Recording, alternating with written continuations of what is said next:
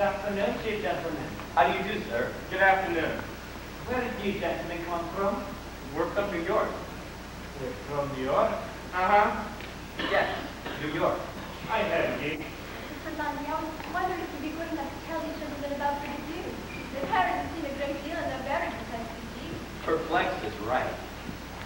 I would very much like to understand to know. We're very much like him. And them to know? I said. When you be seated, gentlemen. Why, you staying here? Oh, yes, sir. I love hearing those days. Of course.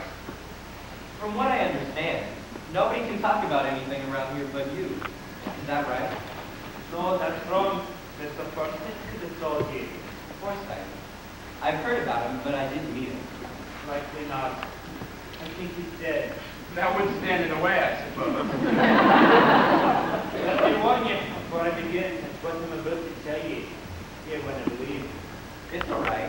I've already been warned. Why won't I believe it? Because what happened in Brigadoon was a miracle. Most folks didn't believe in miracles. Miracles require faith. Faith in faith and Mr. Forsyth? Now, if an outsider has a chance to come to Brigadoon, but he had a tell from the witch of someone in town, he thinks the lad will understand. That would lead to many unpleasant and humiliating things for the poor lad of lucky. Now, wouldn't it? I suppose so. Also, so only I can talk about the miracles to strangers. And you don't think anyone will think you're crazy? You might very well, but then when it hurts me, I just pity you. Now this miracle happens. Let's see. What's today? Friday. Friday. That means it happened exactly 200 years ago. 200 years ago, the Highlands of Scotland was plagued with witches. One heard your head in the box full. Put the devil in their soul. Then the horrible, destructive women. I didn't suppose you have such women in your world. Witches? Yes, we still have them. We just pronounce it differently. Consider not that they're not real, because you and I know there is no such thing. But their influence was very real indeed. Now, here in Brigadoon, having all minister the cat, Mr. Forsyth, the good man he was. The kindest man is spoken. I believe he was. No man ever loved his parish as did Mr. Forsyth. But he's grown old and agreed. But what he always reacted, most of all, he went about the witches. They hadn't a business Brigadoon yet, but he knew there was a Brigadoon coming our way. He was wondering if there would be something he could do to protect the folk of his parish. That's only from them, from all these Brigadoon from the outside world, after he died. Spent many a day walking through the glen, thinking, and to be passing his house at any hour of the night with the see candles lit, and Mr. Forsyth in his chair thinking. Then one day he came to me and told me he decided that that's for a miracle. It was so nice I could try to get about it. He consulted with me about it because he knew I had a highly logical mind. And he figured as long as these words asked for a miracle, it might as well be a well-organized miracle. So for many a day I walked through the glen with him, and for many nights I sat with him by candlelight.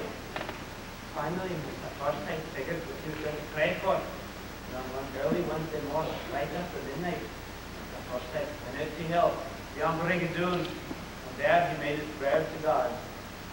There in the hush of the sleeping world, God that night, the Brigadoon, vanished into the heaven. Vanished? Not for always. It would return just as it had been for one day every 100 years. The people would go on there in their customary lives, but each one, when they awakened, would be 100 years later. And when we awoke the next day, it was 100 years later. You see, in this way, Mr. Forsyth figured there'd be no change in the lives of the people. They just wouldn't be in any century long enough to be touched by it.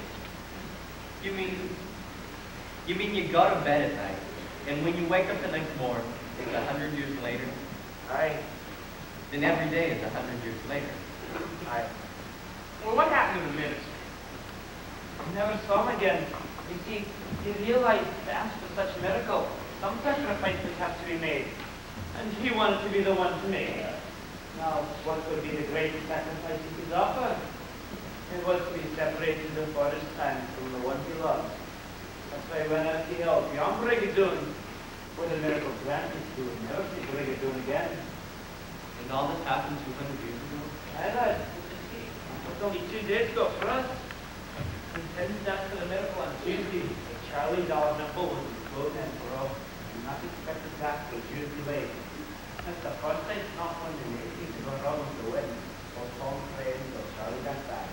What did that nice of you? Tell me, suppose someone around here gets fed up and wants to leave. Then what? He can't leave. You mean I've got to stay here now? No, lad. Not the pardon, but it's the first sight contract we've got. If anyone off Brigadoon leaves, the chancellor is broken for all. And That night, when the people go to sleep, Brigadoon will disappear forever. look, I'm not saying I believe all this, but just for argument's sake, suppose a stranger, well, like me, came to Brigadoon and wanted to stay. Could he? My lad, he could. That's the first sight provided for that. He didn't miss a trick, did he? No, lad, he didn't. Stranger can stay. He loves someone here in Brigadoon. Not just Brigadoon, mind you. There's someone here. Not someone to give up everything. Just like one person. Which is how it should be. Because after all, if you love someone deeply enough, anything is possible. I think I like that type of bed. Shouldn't you be thinking about changing when the wind comes? I had. Oh, will I see you later? Yes, I'll be here. Thank you. I think I want to stick around and see if this place really evaporates like you say. I must hurry now. Thank you, Mr. Lundie. She's a real act. I'm finding that out. Tell me, Mr. Lundie, you're all perfectly happy here living in this little town? Of course. After all, luncheon can be for a very hall. But at night, when you sleep, what is it like? For me, it's like being carried on shadowy arms. A far across it, drink in the morning. Sometimes, hearing the strange voices